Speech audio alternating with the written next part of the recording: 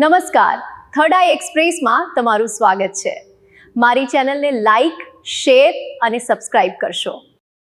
ગોંદરણા નજીક દીપડાનો આતંક, બકરાના બચ્ચાનું મારણ કરતા માલધારીઓમાં ફફડાટ। તારીખ 4/10/2024ને શુક્રવારે રાત્રિના અંદાજે 3:30 વાગ્યાના સમયે મહુવા તાલુકાના ગુંદરણા ગામ નજીક આવેલા માલપરા ગામની સીમ વિસ્તારમાં દીપડાએ બકરાનું મારણ કર્યું હતું।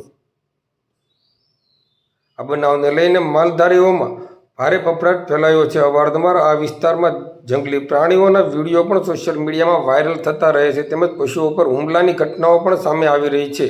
આવા બનાવોને લઈને ખેડૂતો, ખેતમજૂરો અને માલધારીઓ માટે રાત્રિના સમયે તેમજ વહેલી સવારે બહાર નીકળવું મુશ્કેલ બન્યું છે। ગ્રામજનોમાં ભય અને અસુરક્ષાની લાગણી જોવા મળી રહી છે।